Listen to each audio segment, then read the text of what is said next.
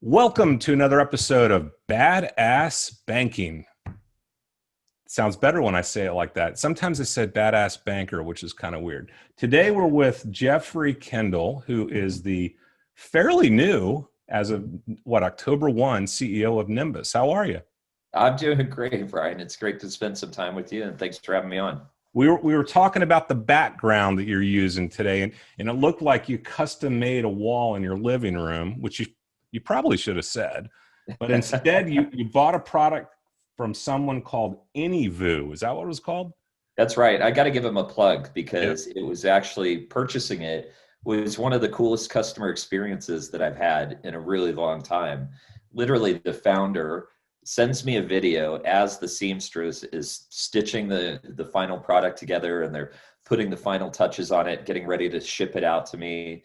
I get a a video from him with my product and showing the care and attention to detail. And it was really cool. It was just an extra little step that you just don't see in commerce, especially e-commerce nowadays. So shout out to them and kudos to their founder for that. Yeah, I love it. It looks awesome. And it looks like, it was like a wood plank wall you put in there, which would be pretty neat.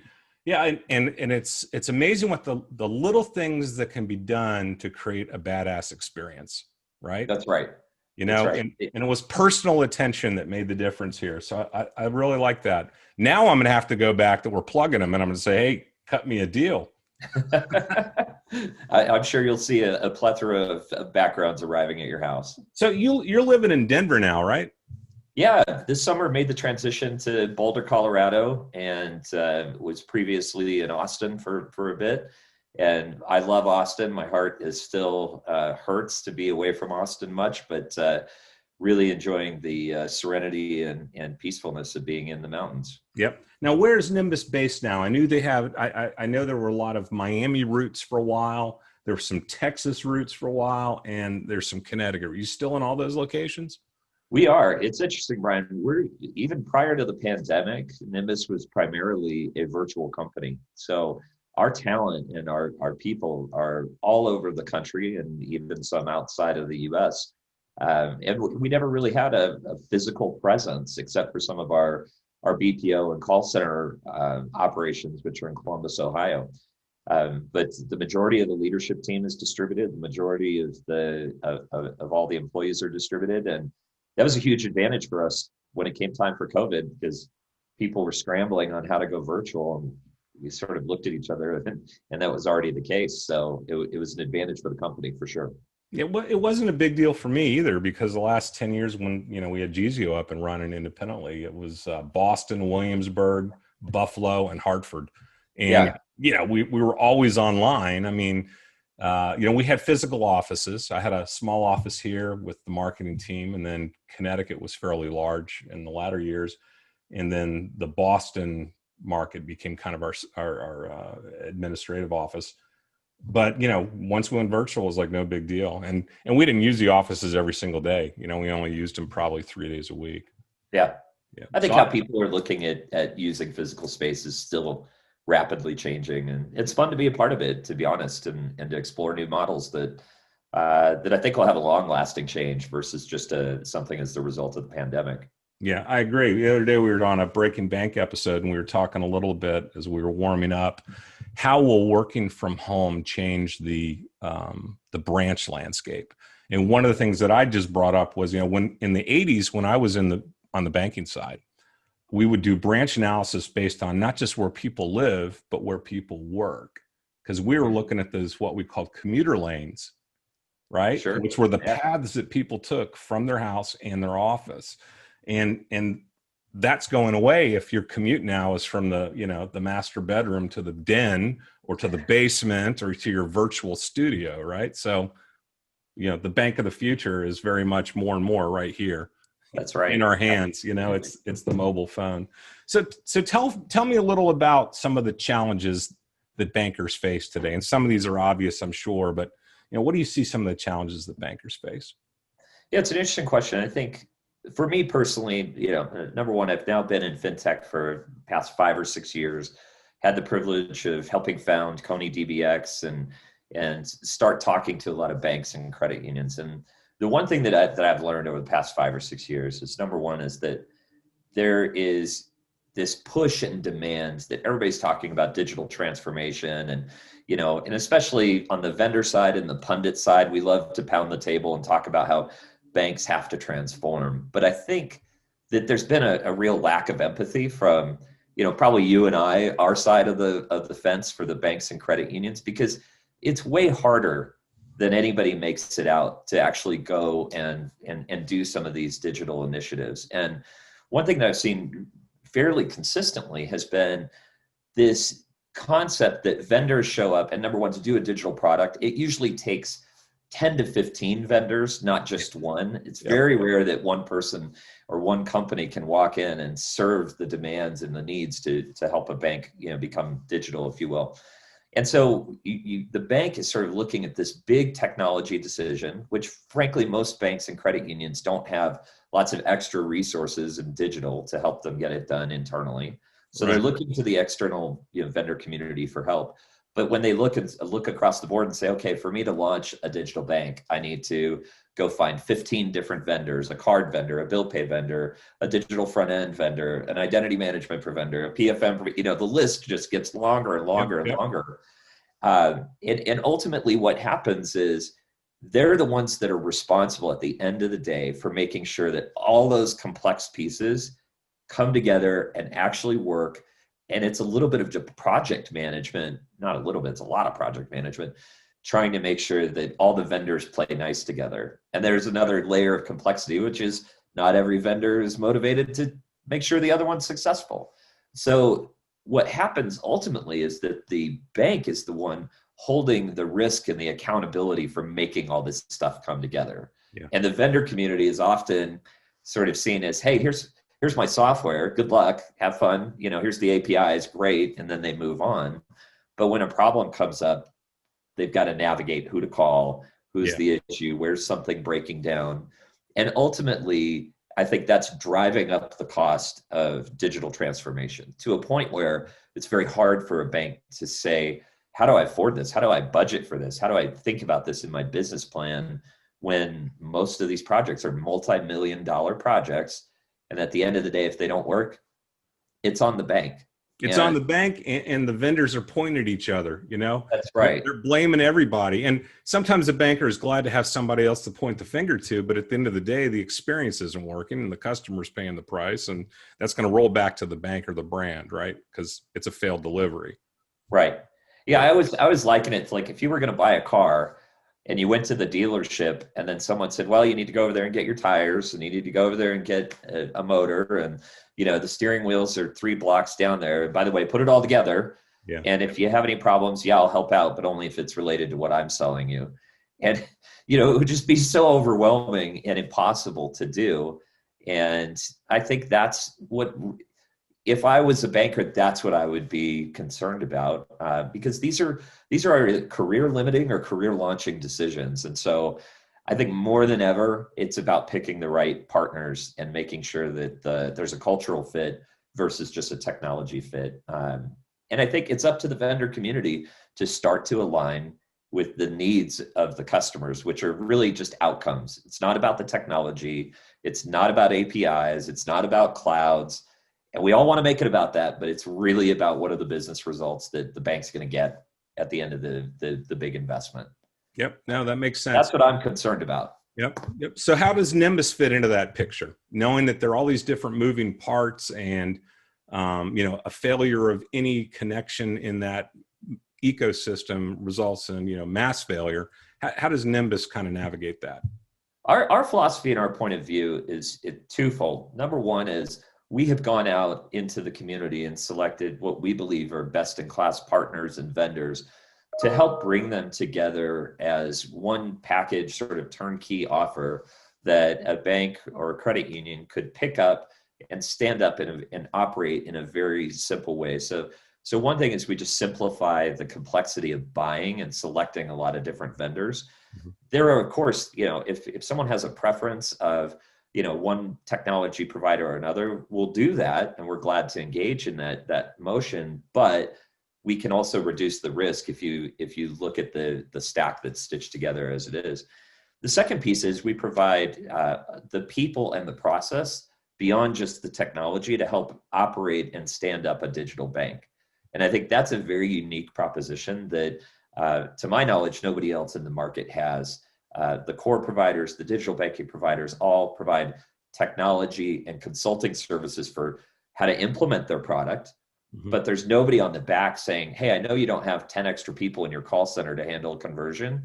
We'll bring all those resources to the table as well to help, make sure that you don't interrupt the operations of your existing customers and banking operations as you're trying to get live with a new digital project. So those are two ways that we believe. And then finally, we do in our commercial agreements. There's some things that we're very focused on, which is making sure that the value that a customer is deriving is tied to the payment terms.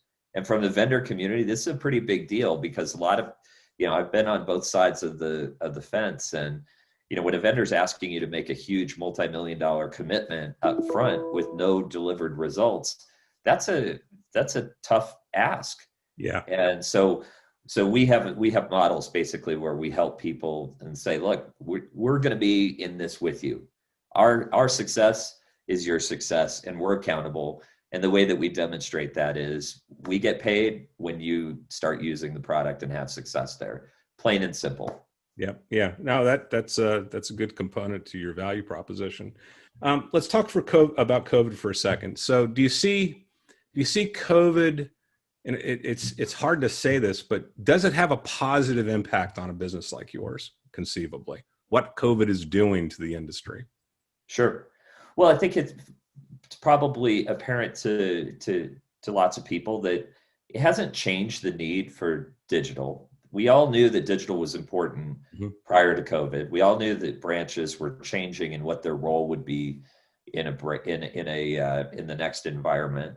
But COVID basically just underscored it, and I think created an accelerant for us to make this transformation. So with that regard, it's been great for us because more people are willing to, look at different alternatives for growth that might not have been there before. So that's been huge for us.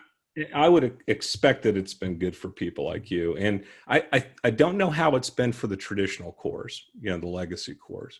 My guess is, and again, it's only a guess, it's probably not been as beneficial. They've known that the traditional financial institution has a need for digital, but I don't know if they've exactly been leading the charge to bring digital to the forefront. Nor do I believe they've been really connecting the dots. I think instead what they've done is they've created an ecosystem built around the traditional core, which is not digital first. At least that's my perception. Now, I know the Jack Henrys of the world, and they're probably one of my favorites among the traditional cores. They're embracing digital. But it would seem to me that those that are focused on cloud first, cores like your own, are going to probably benefit. You're going to have the agility, and you're going to be nimble, and you're going to be able to scale a lot quicker, I would think, in a cloud environment than a bolt-in or bolt-on component in a traditional core. Absolutely. Scalability is very, very key. And I think especially for tech companies that are early in their maturity stages, they have the advantage of sort of, from the early stages, thinking about how to deploy in a scalable way in a cloud. That gives us a huge advantage because we're in that situation. Our IP is fully ready to go, not just with a cloud, but with any cloud. And I think that's really the next movement. When people start talking about deployment models that are cloud native or cloud first, what that usually means is that they're hard coded to one cloud and now there's a dependency. Yeah. And that, I don't think that really gets banks and credit unions where they want to go. They want to have freedom of choice and flexibility for what their enterprise vision is, not just be locked into another sort of more sophisticated on-premise style hosting, if you will. And it almost defeats the purpose of having the cloud model, which offers that flexibility. If you're gonna force me into an AWS environment and I'm already operating on a Microsoft, what is it, Azure or whatever, that's going to be frustrating. It is. It is. And a lot of people are having challenges making the leap because the traditional cores, yeah, some of these products are 20, 30, maybe even older at this point, and trying to basically, backload that sort of legacy code into a containerized approach that's going to allow you to do that. That's a tough ask. And there's a reason that it hasn't happened for most of these folks as well. So I think, the younger, earlier entrants having a distinct advantage on this. But again, I think that the driver behind why people buy one technology or another doesn't come down to necessarily which cloud or what that approach is. It's, are you focused on helping me actually solve a business problem? And I think that's still where a lot of vendors that are similarly situated to Nymbus fall short. Yep. Is that they haven't figured out that the real reason that we're all in business is to drive growth and outcomes for banks, not sell technology. Yeah. I think where some companies have fallen, the vendors have fallen short, is they're focused too much on selling rather than solving. 100% agree. There's this lack of collaboration and honesty almost that's occurring in the industry. Both parties need to learn to lay their cards on the table and foster an environment of trust, right? And it doesn't feel like there's this collaboration that's occurring between vendors and banks and credit unions sometimes.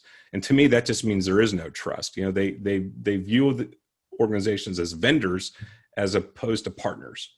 Right. And that just manifests and just creates these silos that occur between, and it's bad enough that there's silos internally within a bank or a credit union, but now you got a silo between the vendor and all these varieties of departments within a bank or credit union. So it's really frustrating. And I think the onus is on both the bank and the vendor community to approach it in a different way. The one model is, hey, if you're a vendor, you need to be focused on outcomes and really trying to help drive those business goals. If you're on the bank side, you need to also look at what is your purchase process, and have you modernized it? One of the things that I see a lot of is a bank will need a new piece of technology, and they'll go to the purchasing department and begin an RFP process, and they'll come up with a list of 100 questions or 100 features that the thing needs to do. And that's fine from a due diligence perspective, but if you're very rigid about that process, it may be that you went out looking for a motorcycle, but what you really needed was a car, and you just didn't know it, but your requirements list has now totally locked you into a motorcycle, even though what may be best for you is a different approach. And I think if bankers and technologists on that side would also think about how to be more flexible in their purchasing process when they're investigating those things, I think it'd be a better outcome for them. Yep. I agree. So you've been in the job now 6 weeks, if I recount this properly. So what have your first priorities been?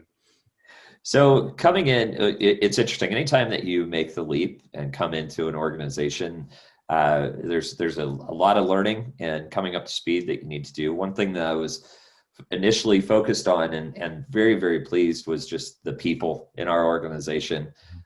We have great IP, and that was where I spent a lot of time understanding the product, the technology, which is, I believe, world-class. But even more important, when I got into the organization, the people here, the level of commitment and talent that Nymbus had was stunning. And I'm really proud of the company from that perspective. And I've been spending a lot of time making sure that we are, scaled and ready to scale with the next phase of growth that we're in right now.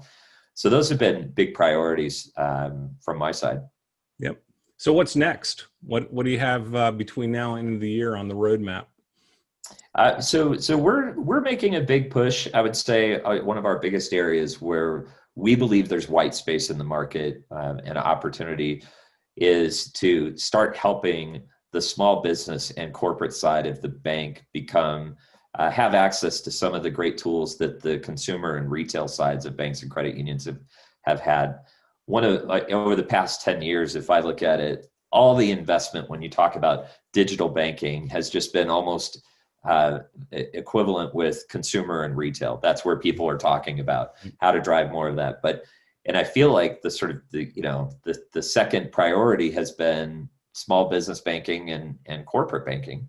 And the investment just has not been there to the dramatic level that it has been in consumer banking.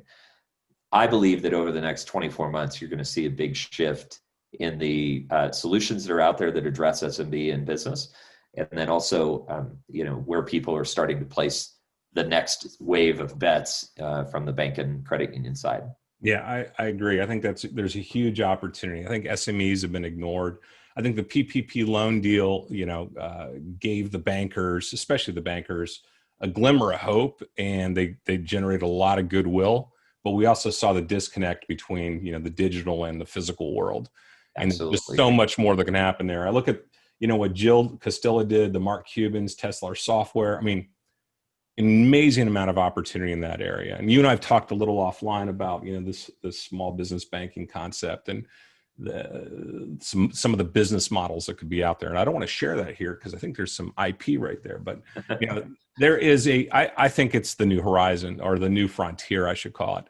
Tons of opportunity. I think we definitely understood that and learned, at the beginning of the PPP introduction, at the beginning of the pandemic, we had just built and finished productizing a loan origination system. And literally it was sort of complete and generally available probably 2 to 3 weeks before the pandemic hit. And we were fortunate because we had done the hard work and invested in the IP to build out the product. And then immediately after we were done, we also were tested by fire when PPP came, because we actually worked with over a dozen banks and processed over 7,000 PPP loans using our new software that we had built. And so it was a tough time for everybody, but we were fortunate because we had this unique opportunity in the market to have your product really hardened and tested in the real world with that kind of volume very quickly. And that has grown to a lot of other opportunities for us in the small business and the corporate banking side as well. So it definitely had an impact to your earlier question. Yep. Well, it sounds like Nymbus has got a good plan. Obviously, the product is going to continue to evolve. The market's going to continue to evolve. I'm excited about all the stuff you guys are doing. I'm glad to see that they've made the decision to bring you in. I've been following you for a while. Tried to get you as a partner between Coney and Gizio. Never worked. So I haven't given up on you yet. We got some other opportunities we're going to continue to talk about. Well, I appreciate you hanging in there with me. Yeah, 100%. I mean, and I think Nymbus made a great investment by bringing you on board. I think you guys are going to do great. Any last words? Any last thoughts? No, I think this has been fantastic, and it's good to see what you're up to now, and obviously doing a lot of consulting. It looks like with a variety of fintech and bank institutions. So I think they're lucky to have you as a participant. So it's been great to watch you as well. I appreciate it. Yeah, my whole thing is finding ways to connect the dots. That's always been kind of like what I brought to the table, and trying to get the bankers and the vendor side, the partner side, to understand that this is about collaboration. And there's so much opportunity right now. This is a commoditized industry that you and I are dealing with. And we don't have the best thought leaders in the world, let's put it that way, because of the nature of the beast. There's never been a need for differentiation as much as there is now. But that said, I do think that this is probably the most exciting time to be in the community banking space, to be in small business lending, and to be in fintech. There's a ton of opportunity right now. And consumers, because they're using their smartphone technology and digital more and more, are coming to expect your industry, the banking industry, fintech, to really rise to the occasion. And slowly but surely, I think this giant ship called financial services is starting to turn. I agree. Well, I've always said that the market rewards those who solve hard problems, not easy ones. Yep. And for anybody who's in this space, it is a challenging environment. There are lots of interesting problems to solve. So it's motivating. And I believe we're very optimistic that there'll be a lot of good that comes out of this time of transformation. And we'll probably look back in 10 years and laugh about some of the things that we're doing now because they'll seem outdated by then. But that's good though. It is. It's very good. It's good for the market. It's good for the economy, and it's good for our people. So those are all three great things to have. Well, I appreciate your time today. I wish you the best of luck. I know you're going to do great. I appreciate it, Brian. Have a great rest of your day.